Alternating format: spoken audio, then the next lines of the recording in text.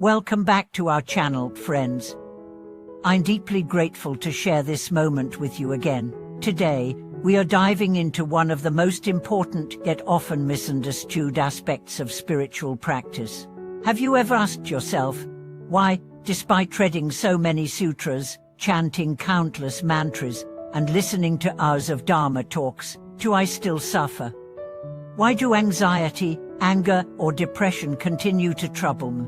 If that question has crossed your mind, then this video is for you. Together, we will uncover a powerful truth. Learning the Dharma is not enough. What matters is whether you've turned it into wisdom that transforms your life. Let me ask you this. Have you ever stood in front of your altar, recited the Thought Sutra from memory, and then yelled at someone in your family moments later? Or have you finished a long session of chanting, only to be overwhelmed by jealousy, insecurity, or regret shortly after? If so, you're not alone. This is a struggle shared by many sincere practitioners. Today, we'll explore why that happens and what we can do about it, through the timeless guidance of the great master, Khenpo Tsal Trim Lodro.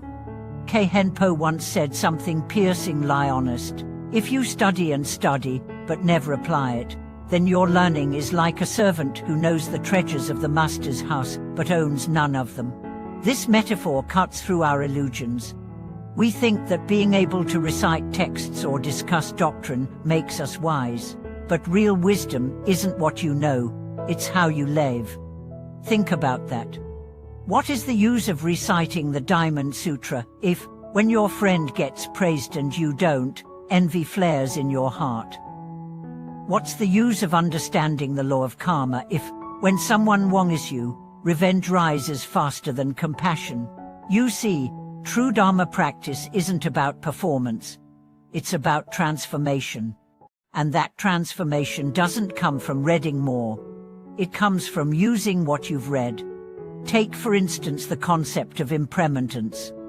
We all nod when we hear it. Everything changes. But do we remember that truth when our loved one falls ill? Do we hold on to that when we lose a job, a relationship, or our health? Or do we collapse into fear and despair? Real wisdom is when impermanence becomes your way of seeing the world. Not just a line in a book, but a lens through which you respond to pain, loss, and change. Or think about emptiness, the great teaching of no self. You might understand intellectually that the self is an illusion, but when someone criticizes you, how quickly do you defend that self? How fast do you feel the need to justify, to protect, to attack? The truth is, most of us study the Dharma like we study any academic subject. We analyze, memorize, and then try to debate others. But Buddhism isn't philosophy. It's a path of liberation. And liberation means change. Let's make this real. Imagine a woman who has been practicing for 15 years. She's attended dozens of retreats, owns every major sutra in multiple translations, and can quote Nagarjuna like a scholar. But her relationships are strained. She's impatient with her children. She gossips. She obsesses over what others think. She suffers from anxiety and low self-esteem. Now imagine another woman who has never attended a retreat. She reads a few lines of a sutra each day. She prays sincerely, serves her aging parents with care, forgives those who hurt her, and lives simply.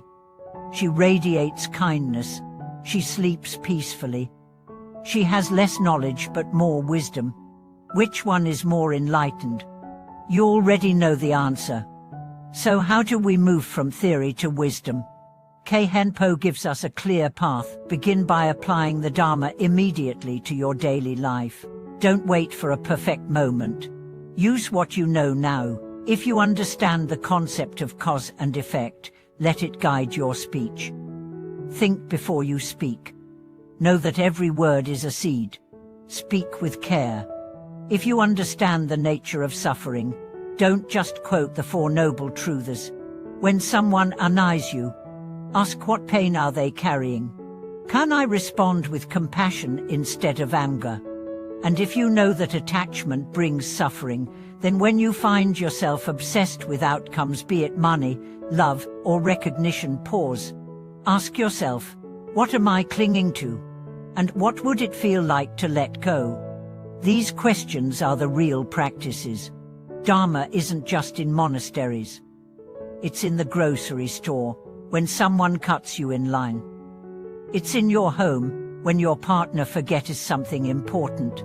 It's in your heart, when you feel the sting of criticism or the thrill of praise. Every moment is a chance to practice. Every emotion is a teacher. You don't need to add more sutras to your bookshelf. You need to bring the ones you already know into your bones.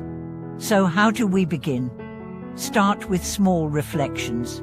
Each day, ask yourself, where did I apply the Dharma today? Where did I fail to? This kind of honest, loving self-inquiry brings awareness, and awareness brings change. Practice mindfulness in real time, not just while sitting in meditation, but in traffic, during arguments, in moments of boredom. Watch your mind like a curious observer. Don't judge, just notice. Begin to link your studies with your actions. If you study compassion, practice it that day. Reach out to someone in pain, forgive someone. Smile at a stranger. If you study patience, test it, go somewhere slow on purpose. If you study generosity, give something you value. Don't wait. Because when the Dharma becomes action, it becomes alive. And when it becomes alive, it changes you. You'll start to notice that things don't bother you the way they used to. Your inner storms lose their power. Your heart softens. You smile more, need less, rest deeper. People around you may not know you've been studying the Dharma, but they'll feel something has shifted. This is what true practice does. It doesn't make you special. It makes you simple, at peace, present.